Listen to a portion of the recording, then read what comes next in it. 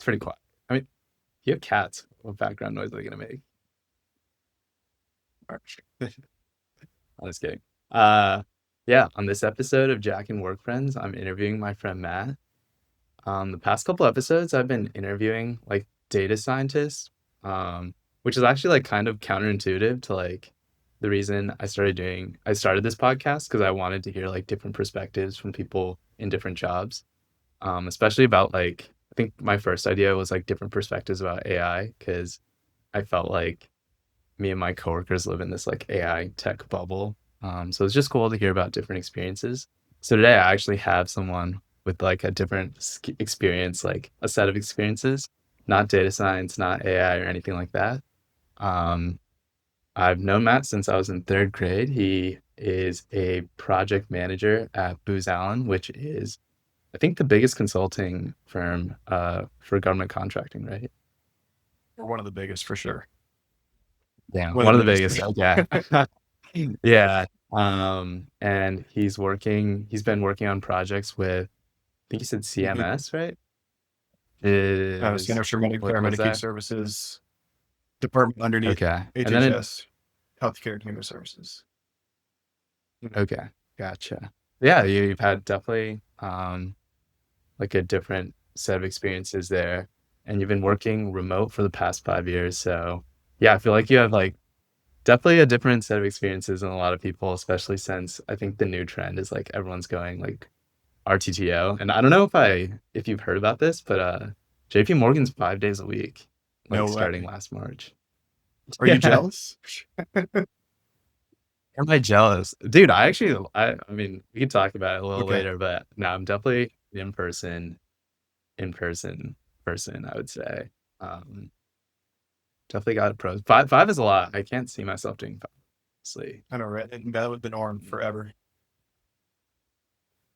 Yeah, yeah. But now five seems like so much because now like I don't know, I really value like being able to go to the DMV in the middle of the day or something like that. Like that's For really some grocery nice. shopping, yeah.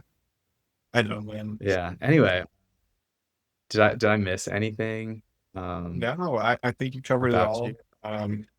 Thanks for the intro. But yeah, Yeah. Booz out for 5 years. I wouldn't say I'm a project manager yet, but I work with a project management team on my project. And so I'm a part of the PMO, project management office. I'm a business analyst, so I work underneath that. Our team's manager. But yeah, that's the past. I think when I came in, I was just fully internal employee for Booz. I just worked on internal projects. Like I think my first one was updating the firm's um, cost reporting infrastructure as a part like the PMO That literally. sounds super exciting, Oh, dude. dude, my career's full of exciting words like that. But it's good. Thank you. Thanks. What have you been working on lately? But so what have you been working on lately? So now I assume you have like a different project than the internal cost Yeah. reporting. 3 years ago, I moved over to they call it the Marketplace System Integrator project, and that's what I'm on now. Where we work with directly with CMS to essentially help them run healthcare.gov. Um, so we just have Hmm. like teams of testers and architects that will work with states and the Fed's requirements, and they'll figure out, okay, how can we make this website work? And then Okay. there's, Cool, yeah, dude. I don't know. I don't know if you've seen I've been seeing like more commercials with healthcare for healthcare.gov. So I didn't even know you worked on that. yeah, yeah, dude. That's like our main claim to fame right there. Oh, nice. You guys are famous. Exactly. Right. Um, yeah, so I guess the next thing I don't know if I gave you in this intro. But yeah, you lived in Arlington for like 4 years and then you kind of took a leap with Megan to Denver.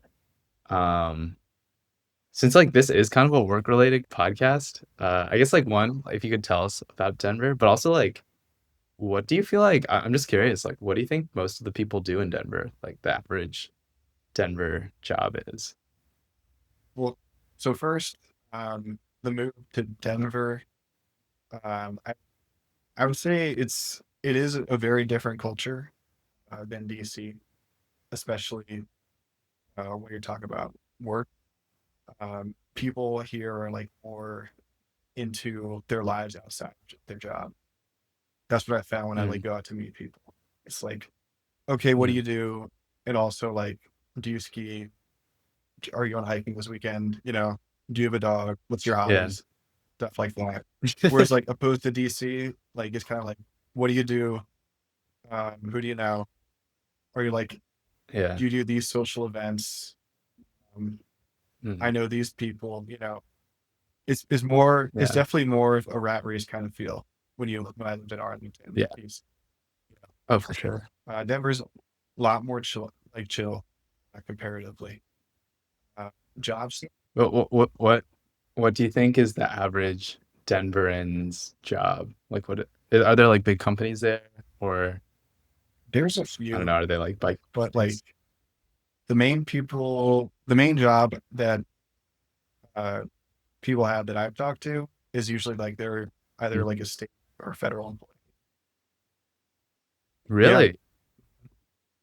So in our old building, which is actually 10 feet across the street from us right now, Yeah. I know the first person I met there, like, worked directly for the state, right?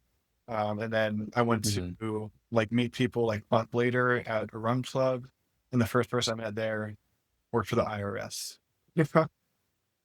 So it's surprisingly government oriented and away from DC. Oh, dude, that's so funny. Like, yeah, yeah, you moving to DC and then just going to somewhere that's also super government oriented. It's like less political and more just, I don't know the right word, like sciencey. You know, people have like Yeah, those yeah, engineering like skills. Just want to go yeah, to a yeah. big open area that has planes. Let's do it. Colorado. I got you. Gotcha. Um, I guess, yeah, we were just talking about, you know, a lot of people in Denver are working for the government. Um, you've obviously, I guess you kind of work for the government in a way. But you've kept your job from Arlington and like where we grew up in the DMV. I feel like everyone either works for the most part like government or government Yeah. contracting. And you'd be in the latter. Um, how's it been working remote? Dude, I almost forgot we've been working for 5 years now. Right. I think over 5 years. Right? So, and you've been remote working that whole time. And yeah, how's it been just remote working for that long? And then two, I guess I'm just like, we don't have to talk about like Booz Allen too much, but why do you feel like Booz Allen is a company or like companies like Booz Allen have just made remote working like continued to do it versus other companies have like, been more strict with at least hybrid. And then some companies I just talked about like JP Morgan, 5 days in office. To go back to your first comment there, I was walking down the street the other day, and Yeah. the Denver school year just ended like yesterday, I think. And somebody had like Uh-huh. painted on their back car window. It was like class of 2026. It's like next year the graduates. And I was like, oh my gosh, one Uh-huh. year from now, I'll be 10 years out of high school. That's crazy. You know? Um, Oh shoot, yeah, we were class of yeah. 2016, yeah. Dude, I really hope we have a high school reunion. I don't know if it's gonna happen, but I hope we have one. So yeah, well, so for I'm just gonna be first. So like 5 years, over 5 years now. I think like everyone says, there's benefits to it. Now, especially living in Denver now, I work 7 to 3. I'm remote. I don't have to commute anywhere. As soon as I sign off, like if I can get off at 3, like I'm signed off at 3. I walk over in the rec center, hit the gym, come back, go to the grocery store, um, come home, start dinner, and it's 5:30. Right. And that's just Yeah, something like you can't get if you're commuting into the office every day. That's just that sure. ease of like integrating it with your life. Um, Yeah. I say the biggest downside though, I think there's two. first one is networking is like almost impossible, especially if Yeah. you start remote. I think that was my biggest like pet peeve after like a year of working, like on my first projects directly out of college was like, okay, like I have all these like mandatory meetings at first where I have to meet these people, meet my team and stuff like that. Getting introduced to my job, and then after that, it's kind of like up to me to meet people. And as like a 22-year-old, you're like, I'm gonna Yeah. do my job and like hope people notice me and say I'm doing good, and then they're gonna be like, Yeah. you deserve a better job, you know. And that's just not how it works. Yeah. As you like Yeah. go on to like learn how companies operate. So Mm.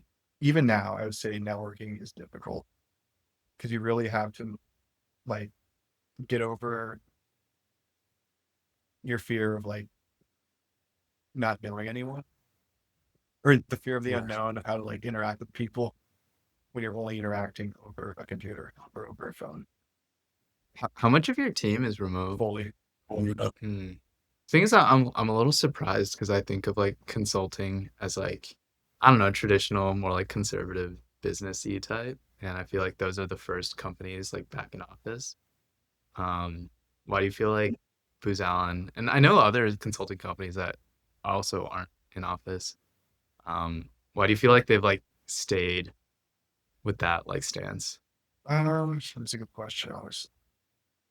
I want to say the first reason is Gotta ask in town hall. yeah. I got like my buddy James. Um, I think one of the main reasons has to be that we're like mainly a federal contractor, and the government was going for a while, so therefore we weren't paying Mm, for a while, right? Um, yeah. and Okay. Have you, by the way, have you changed anything in like the way you work at home? Like since you know, first, maybe your first year versus like now it's like year five. honestly, yeah, it's related to just how I like schedule my day out. When I first started, I just feel like I I think because I was just out of college, man, it was more of I have this job. All I have to do is roll out of bed and log in, and Mm-hmm. do work, meet people, and log off at the end of the day. Even log off Mm-hmm. early if I could. Um, Mm-hmm. I just found out, like as I got a little more ambitious as the years went by, as I got like found out how the company worked, I was like, man, I need to like really schedule out my personal life if I want to be successful at work. So really, the biggest thing work from home did for me was make me a little bit more disciplined in my personal life. So like now I Hmm. kind of refuse to just until like 6:50 to roll out of bed. I'll try to get up at Mm-hmm. either like 6 or 6:30 every day, just so I have that time before work. Wake up, get my head clear.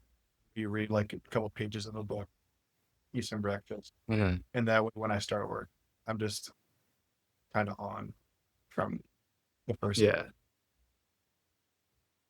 Yeah, yeah. No, I've like, have you seen King Williams, that like Serena Williams movie? Oh no, no, with Will Smith. Yeah, yeah. Well, there's a quote in the movie at like, who knows if the like Serena Williams' dad like actually said this, but like there's a quote that he always kept saying. It's like, if you fail to plan, wait, yeah, if you fail to plan, you plan to fail. And then like I don't know, I think after I never like planned my day to that extent, Yeah, right? Like that much. But then I started thinking about it, and there's just like so many times where I waste time, not because like I'm on my phone or anything. Like let's say I get off work at 2 or 3. Maybe it's not that I'm on my phone or anything like that. It's just like, oh, like I get off work and I'm like, oh, should I like go to the groceries or should I work out? And or should I do yeah, this? And then I like spend so much time thinking maybe I waste like 15, 20 minutes. And then maybe like I do go on my phone. That's like wasting another like 15 yeah, minutes. And all of a sudden 45 minutes that like I've used up doing anything. yeah, Versus like even if I plan my day out the next day, like tomorrow I'm gonna like go to the gym right after work, like get groceries right after, start making dinner. Like yeah, I just feel not only like more productive, but just like better about myself because like I feel better when I'm like productive. Yeah, and it's funny. Like even after work now, I'll just be like wiped out from doing the from the day. My mind is like soup, and I say, okay, I'm gonna go on my phone for like 10 minutes, clear my head. We call it the nothing box. I don't know if you have a word for it. But like I'm gonna go. It's like when you go Wait, who calls it that? Megan and I. Oh, okay. Yeah, it's like I'm just gonna go like scroll Reddit and just have my mind not think about anything for 10 minutes. Right. I'm in Mhm. my nothing box, and then it's been 30 minutes. Shit. I just wasted Yeah, 30 minutes looking at my phone, and then it's like you said, yeah, should I go to the grocery store now or the gym? I want to go to the gym. I gotta amp myself up to go to the gym. Yeah, it's like it's such a slippery yeah, slope if you allow it to. It is so easy to allow it to be. yeah, yeah. And dude, the thing about the discipline about remote working, right now I go in like twice a week. I usually go Monday, Tuesday, and then I'll take Wednesday, Friday at home.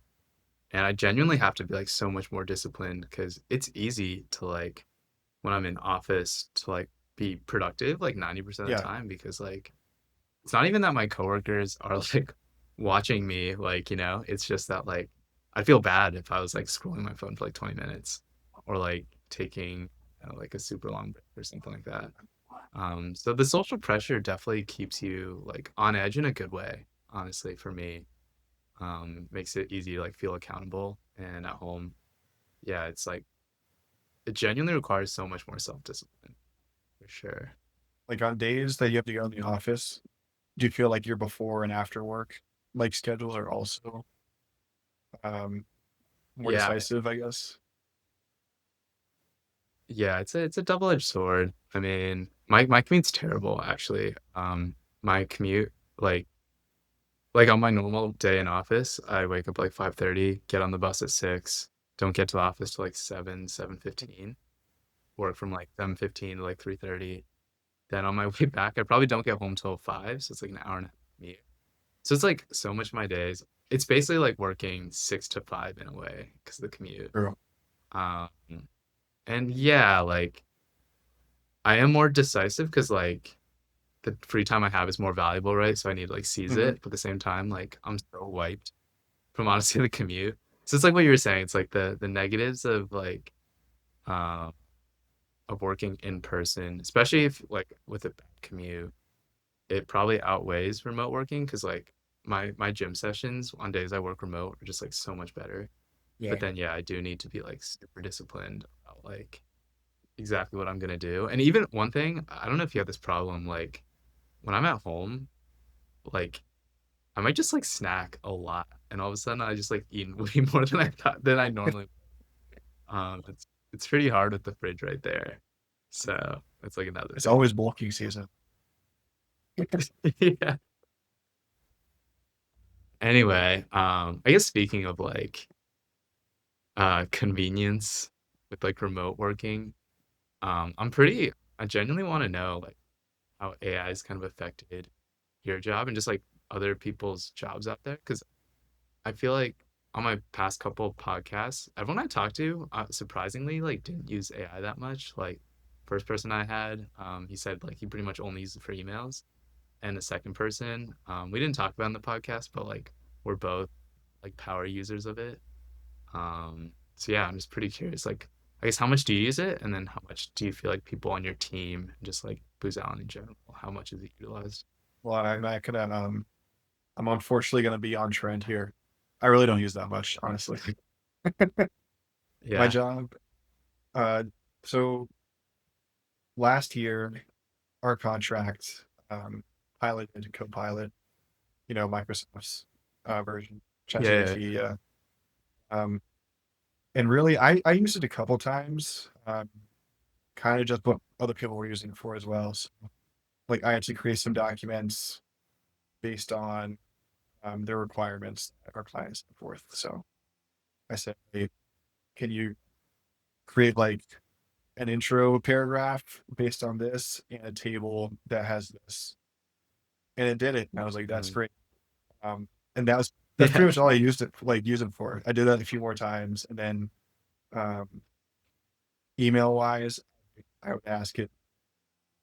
It has a feature where you can ask it like, hey, can you make sure this sounds more direct, or can you make it sound more persuasive? Right. I used that a couple of Mm. times too.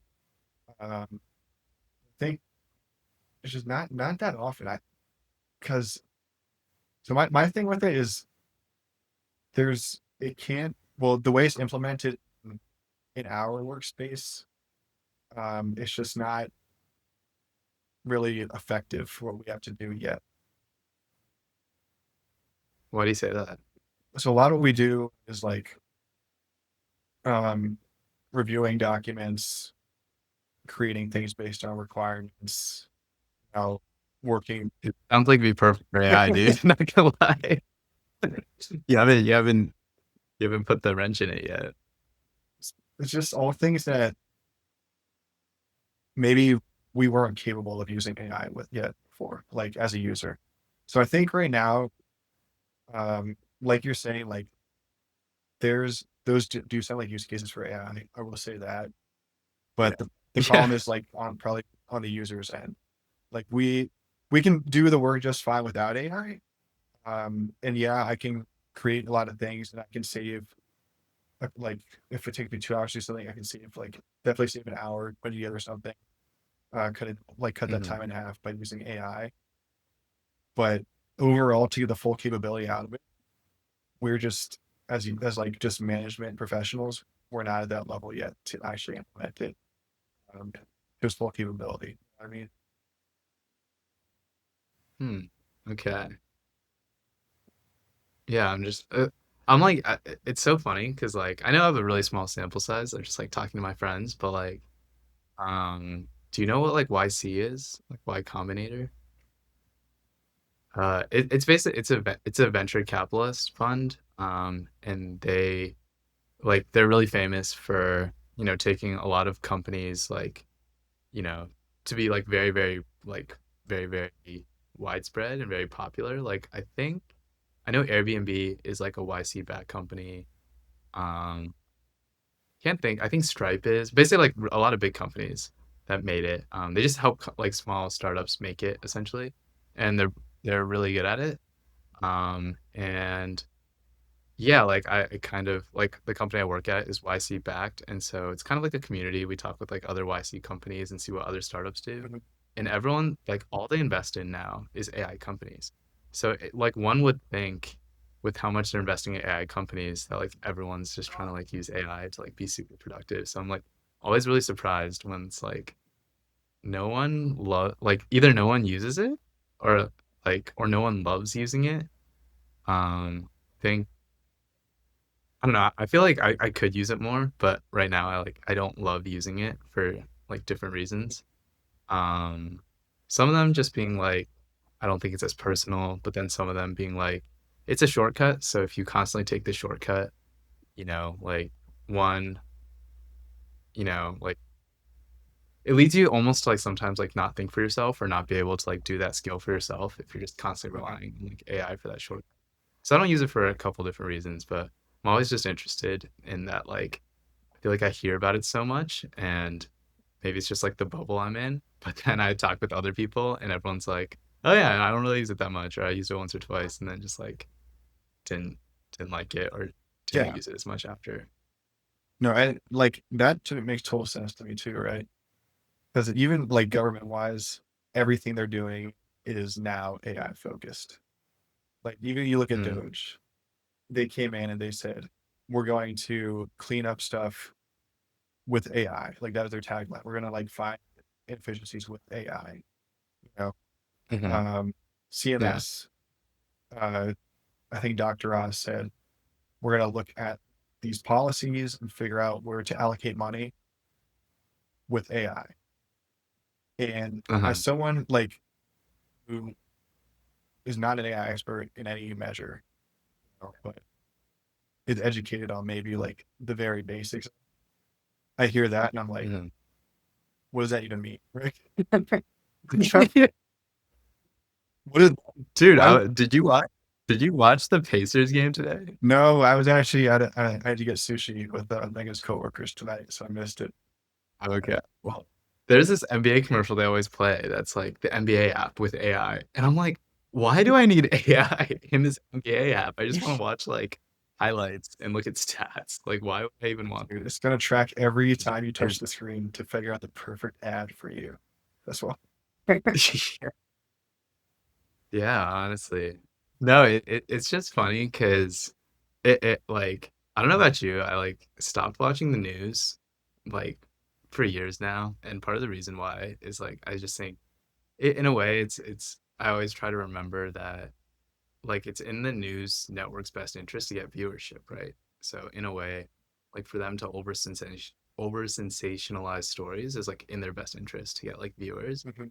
And so when I see headlines like people like, oh, like AI is gonna like take our jobs or like the AI adoption is crazy, like it's easy to be like, oh my gosh, like AI is everywhere. But then like I feel like when I just talk to people, I'm just like, well, I don't know. Like I feel like the everyday person like knows about it. Maybe they use it to like I used it to like create these images and it's fun, Yeah, but like I don't know if it's taking anybody's job or if it's like having that big of an effect. Like I think it is really cool technology, and I think in the future it definitely will. But yeah, there's like just human behavior and like adoption that's gonna make it.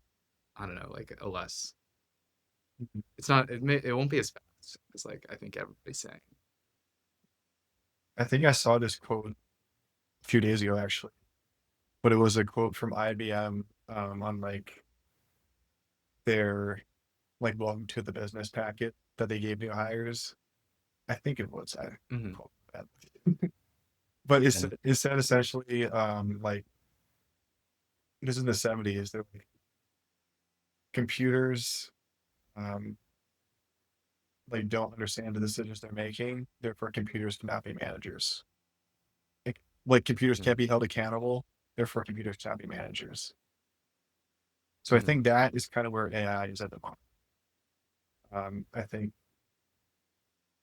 I do think it's going to take a lot of people's jobs, honestly, or Yeah, maybe like create new jobs based around AI.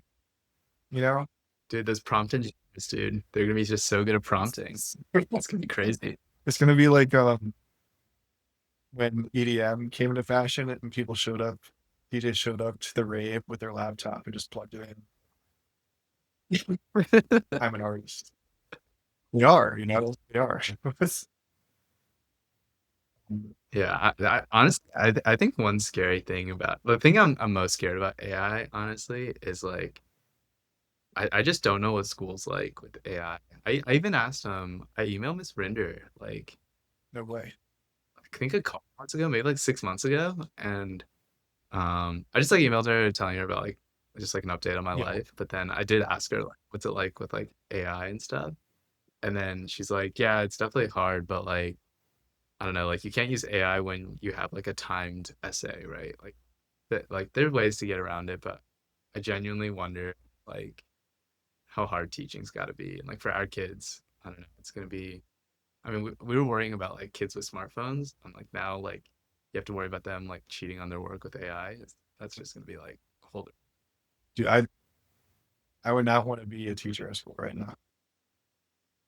Yeah, dude. And I think Trump was like politics, his political things aside, I think he was literally saying that like, oh, we need to teach kids to use AI because AI is the future. I'm like, I kind of get what you're saying, but then I don't know. It's just like it's just so easy for a kid or just anybody to like just take the convenient path and just use AI to like do all their work, like write all their essay, all that. Which is what kids will do, you know. They're kids. Yeah, adults too. Yeah, really. All right, I want to get to the next thing. It's funny that when like you guys visited me in Dallas, Brandon noticed that I was like really good at using these like corporate like slang buzzwords. So I compiled a list of my Okay, favorite, let's see. Okay. and yeah, yeah, yeah, this will kind of be like a test bank. I'm excited to Okay, see this. here we go. Yeah, and then I'll create like a yeah, we can put this get a little back.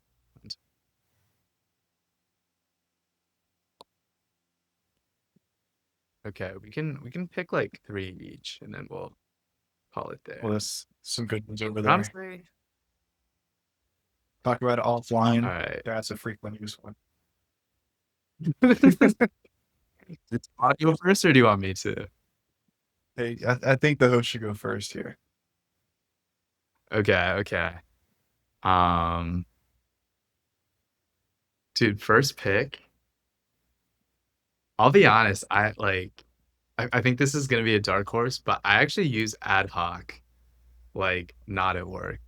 I just like saying it because one, it's Latin, so you sound smart, and two, it's just like it's. I think it's just really usable anytime you don't do something usually, and then you just like something. Yeah, it's something that's not in your routine. You just say like do it ad hoc. Sound like kind of smart, but not gonna. I do get roasted by my friends when I use it sometimes in like everyday speak because they're like, "That's so freaking corporate." But I like using it. I think that's. I don't know if it's like the funniest corporate speak, but I do think it's the one I probably use the most in like everyday life. I'm with you on that one. We use ad hoc all the time with our team. And I'm with you, man. I think it's like a real saying too that you can use in the real world. Yeah, Yeah. dude, I think it's like I hear jokes that's like, "Oh, you like that song? That's a TikTok song." I'm like, it was a song Yes. first, it wasn't made. I take TikTok made it Yeah. popular because it's probably really good. So this is a cool saying. Right. Okay, what's your next one? I'm gonna take this one off. My next one, I use this one frequently actually, whenever someone's Yeah. talking to me. And they're like, did you get that? I just say noted. And we move on to the Noted. next. Yeah. Dude, do you like pat is it like just that kind of sounds dismissive, not gonna lie. No, no. I mean, I think it's all about the voice inflection, you know? You get Okay. them having preps to be like, oh yeah, noted. Like I'll get back to you on that one. Okay, but let me ask you this. Like when you say noted, is it actually noted, or do you feel like it's just something that you want people to feel acknowledged, but then you don't think it's that interesting or like it's worth following back on? Definitely 50-50. Sometimes I know I'm like, I just need to say this so they feel acknowledged. You got off this call, right? Other times it's Okay. real work. I'm like, okay, no, I got you. Okay. Versatile saying. I like it. All right. The next one I want to pick, dude, I actually love this one. One, because like I didn't hear it before, like if the juice is worth the squeeze. Because one, I think it's pretty clever. Because when I heard it for the first time, I'm like, what is this person talking about? But then I was like, whoa, that's really clever. And then two, I love that you can use it because like you use it when one, it makes you sound really smart because it makes you sound thoughtful. Like, hey, is this like worth the ROI? But then two, a lot of times you can just use it when you think like an idea or something is just like not feasible or like it's kind of like I don't want to say dumb, but it's like yeah, just not feasible or it's just overcomplicated. You can just throw this out Mhm. and then people will be like, "Oh, that's a good point. Like maybe it's not worth the squeeze." So, I'm going to pick this Okay. one for my number 3. Honestly, I like that because it's kind of fun. Heard it? I have heard it. Okay. Or I think another variation is people are like, I don't know if we want to boil the ocean. And I'm like, oh, that's pretty clever. Yeah, I like ones like that. I like ones like Juice Worth the Squeeze. They're just, they're silly. Like, Dude, you're a sucker for metaphor. It's like you love the creative red. you know, I took two creative writing classes in college, man. I'm all about it. Yeah. Dude, one thing that's kind of crazy is like I think I'm technically like a writer, and it feels weird to say because actually like I don't know if you remember doing those like I think it was like when we were in third grade, like we would write like what we wanted to be when we Yeah. grew up. And I actually did want to be an author. And then Yeah. I'm like kind of an author, though, kind of living my I dream. mean, Not kind of, dude. I think you are. You know, like post art. I am. Dude, I actually am like it's kind of pressured because now I feel pressured to have like grammar correct. Like even on texts and like random things like that. I'm like, dude, I feel like Oh, I yeah. can't get into bad habits. Gotta keep that Yeah, grammar people up. gotta keep your rep. You know, Yeah. Jack's texting me. That's the way. Let's see. Right. Gas right here. All right, what's your next one? You got two more Okay. picks. I think I definitely have to deal with touch base.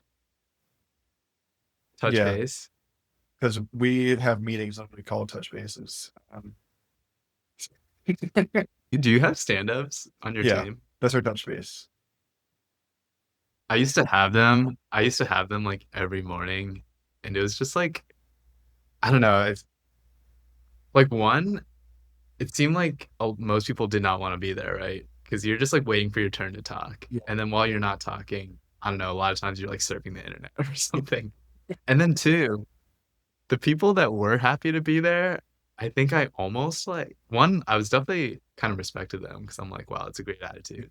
But two, I was like, dude, what is wrong with them that they think this is like a really productive meeting?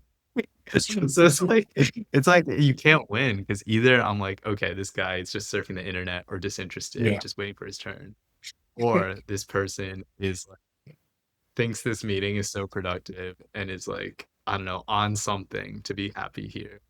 I just feel like no one could win and stand up for me.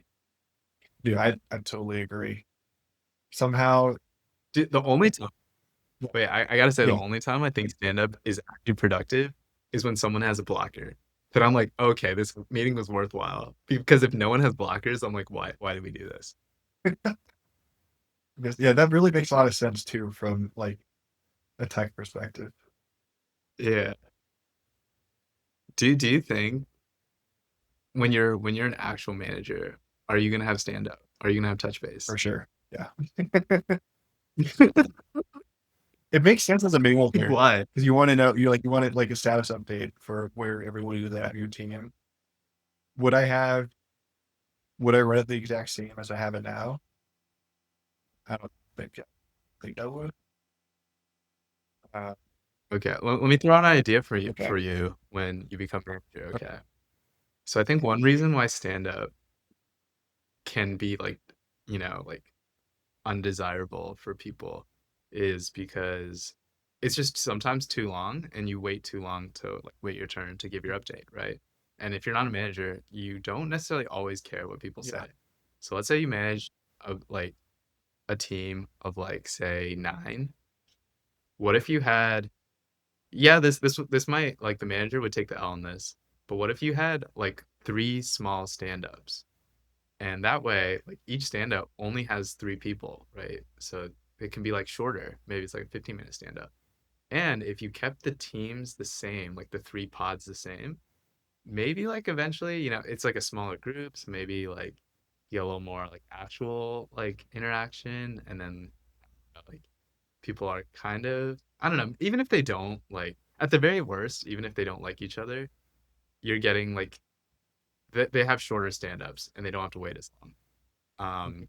And at the best, maybe they start caring about each other's works because it's smaller, it's like more intimate. Maybe you have like actual more intimate like chit Okay. chat. So that's my pitch to you when you Okay. become manager and have to do touch bases. No, I'm all for that. My biggest gripe now is that it just takes way too much of my time in the morning. Yeah. And I will say, like, for my team specifically, there is like some redundancies built into the staffing that we have there. So we have like the project Mhm. manager, uh, that's overseeing like all 3 functions of our team, right? The tech, the managerial, and the finance. He's involved in all of that. And then one step Mhm. below that is like my manager, and she's Mhm. kind of involved in all 3 teams, but a lesser extent for the tech and the finance. Right?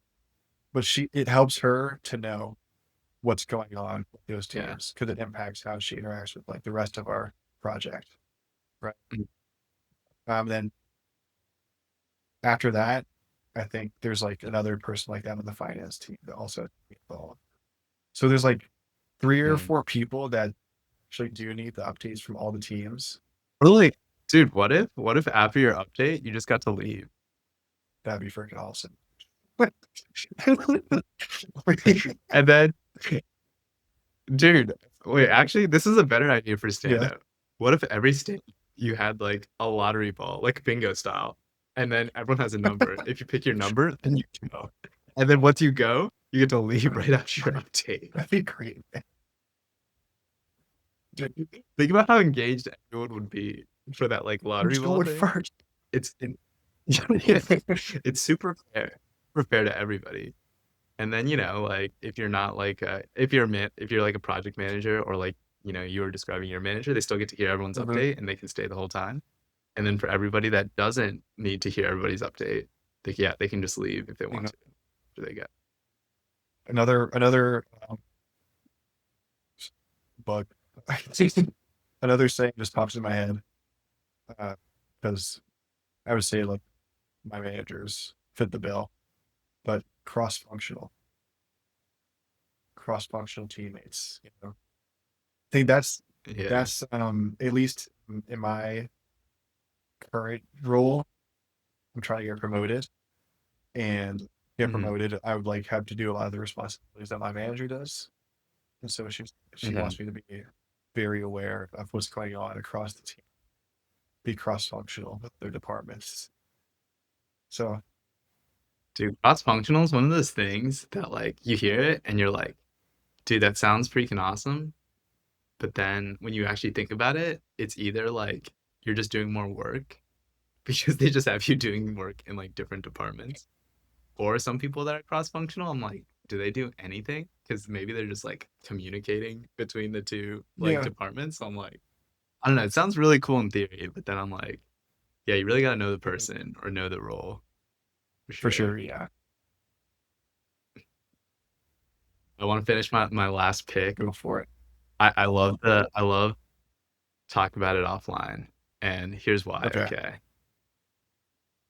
It's one, obviously, it's great because you're saving everybody time, right? Like it's something that only involves like a couple people. So like why would we spend time in this big meeting talking about it? So one, it's a pro there. And then two, it's kind of like juice worth the squeeze because sometimes like the Yeah. topic is not that important and you're like, oh, let's talk about it offline. And then if you don't say anything, sometimes you just never Never know. do. Yeah, So, super versatile saying right there. dude. Yeah, so right. And I was gonna say circle back as my next one, but I think it Oh, serves the nice. same Let's go. function, you know? Sometimes you just never circle Yeah, back. sometimes just never circle back. The what I'm getting out of this exercise is that all of these things are basically how do you deal with people at work? You know, how do you like uh, turn down or like create your own personal space at work? You know, Yeah, because you can't just say like, you can't tell your coworker that's so freaking dumb or like this is gonna be a huge waste of time. yeah, But you can say, hey, let's talk about it offline or let's circle back and then just never go back. right. Or maybe they think about it more. Maybe you think about it more. You know, maybe it's better outcome. And maybe you do circle. Yeah, Hey, it's versatile. That's what we're saying. you do or you don't. You got many options. Yeah. All right. This is running kind of late, but um, dude, I did think about it and I was like, dude, you've been lifting for over 10 years. Yeah, And I stopped lifting, honestly, like partly because like I sort of lost motivation in a mhm, way. Like I did find something different, but in another way, like it means like I fell out of love with it in the first place for me yeah. to like try something else. I guess what's kept you lifting for that long?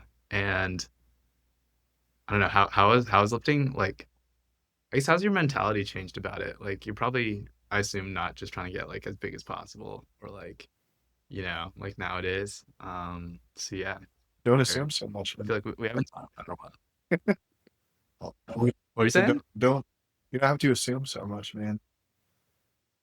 Yeah, I was, okay, my bad. Maybe you are. I was trying to get you. See, in my mind, I'm like, I got a few more years left in me before my metabolism starts slowing down, and then I really start getting huge for a bad reason. So I got a next. So Yo, I did not really think about yeah, that. um, but yeah, I guess I never really thought of it for 10 plus years.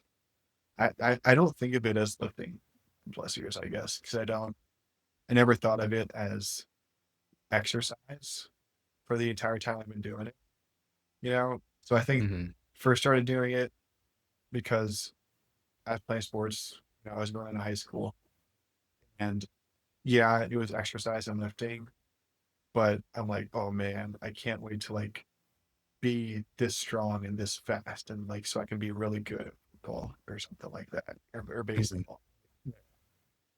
Yeah. So like those first 3 4 years where you're just in high school, I don't think your mentality or my mentality was about like, lifting form, reps, sets, that kind of Yeah. stuff.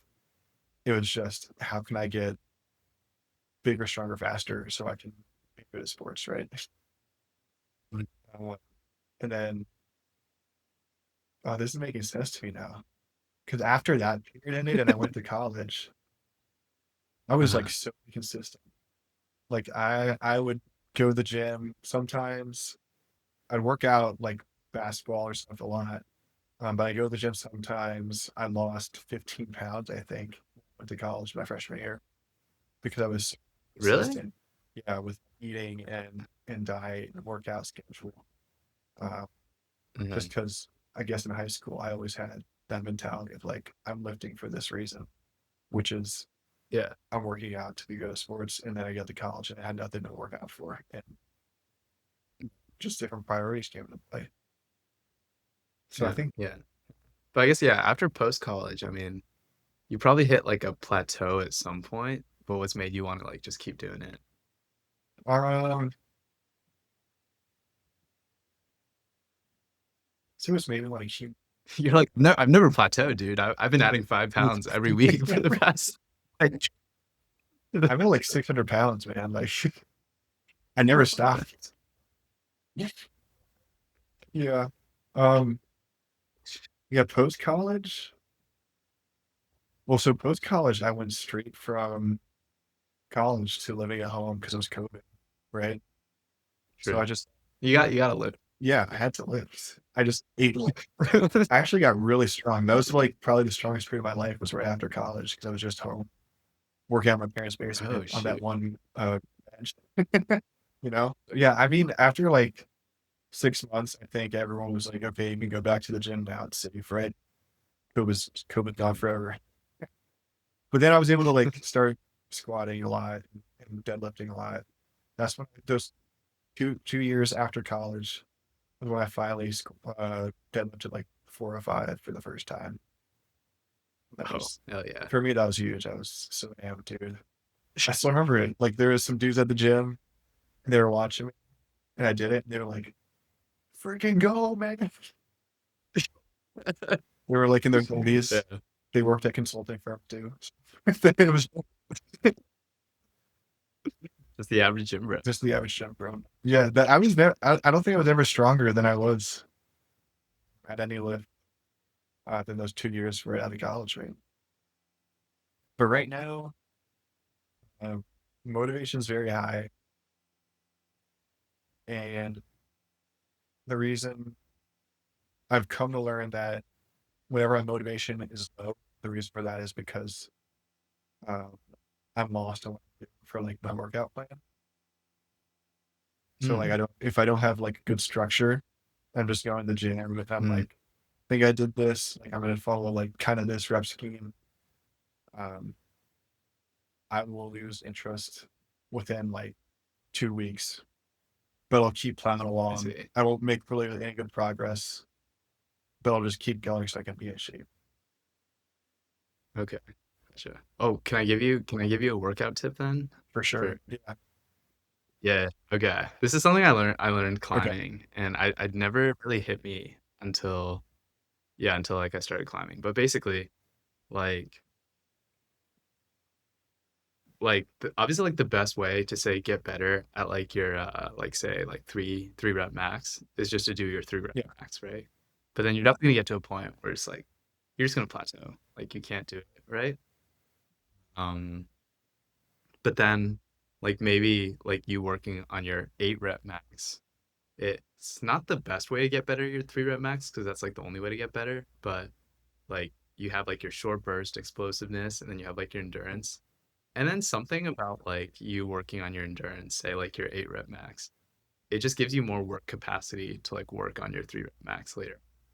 So like basically what I'm trying to say is like it's kind of like running, right? Like even if your goal is to get like a your fastest marathon pace, like it's really useful to have like sprint workouts and then maybe just workouts where you're, jogging at like, like RP like 2, like you're just like so relaxed and like not pushing yourself. Yeah. Like some of that is just worth it because like you're building on like different endurance types. And then, you having like really good endurance will help like your explosiveness because you're able to like work out a lot more Yeah. and whatnot. So that part never really hit me because I know like, of course I knew about like speed workouts and then like long run days, but like I never really understood why.